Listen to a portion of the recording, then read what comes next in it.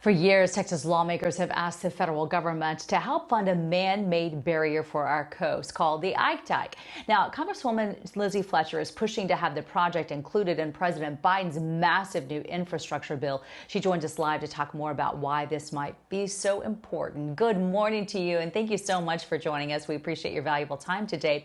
Talk to us about why you feel like, first of all, the Ike Dike really needs to happen, and then certainly under the funds of this infrastructure bill. Well, good morning, Melissa, and thanks so much for having me and talking about this really important topic. I appreciate that so many people have worked for more than a decade since Hurricane Ike, thinking about how we can better protect our coastline and protect our communities. And this is a project of course, huge regional importance, but it's important across our state. And it's really important to the entire country.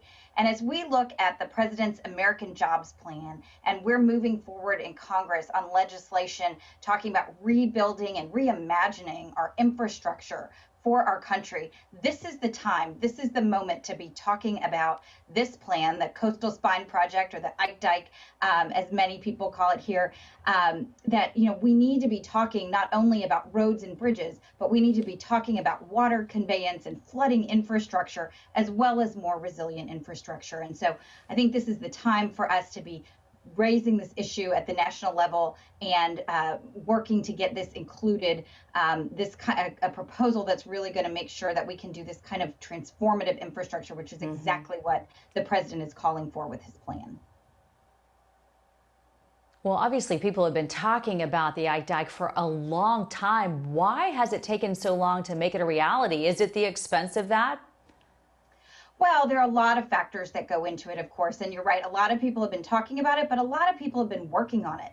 There have been studies, folks across our state have been participating and trying to figure out exactly what can be done, both engineering wise and otherwise, and what we should do. And so the Army Corps of Engineers has been working on this, and their project has been expedited.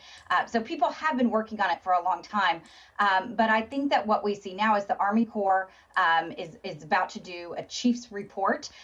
And so we're going to see some more recommendations. There's already been a preliminary report, but also we see the Texas legislature moving on it. We know it's moving in the Senate and in the House. There are efforts to create the infrastructure, the sort of financial and support infrastructure we're going to need.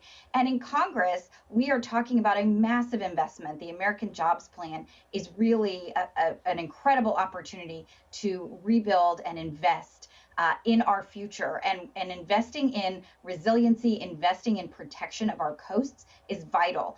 We know that over the last decade, we have lived through these increasingly dangerous and destructive hurricanes and storms. And even though we've experienced them, for decades, we know that they will happen more frequently and there'll be more intensity in the future. And so these are things that we can address. And I think this is the opportunity to make sure that we're talking about this kind of infrastructure when we're talking about this infrastructure plan. So I'm very optimistic that we can make this a part of our national conversation and really convey to our colleagues across the country how important this is, not just for Houston and Galveston, not just for Texas, but for our entire country. When you think about the things that go on along the Texas Gulf Coast and how important it is to our national security and to our economy across the country, it's the time to make the case and really to make sure that this is a part of our conversation about what we need to do going forward.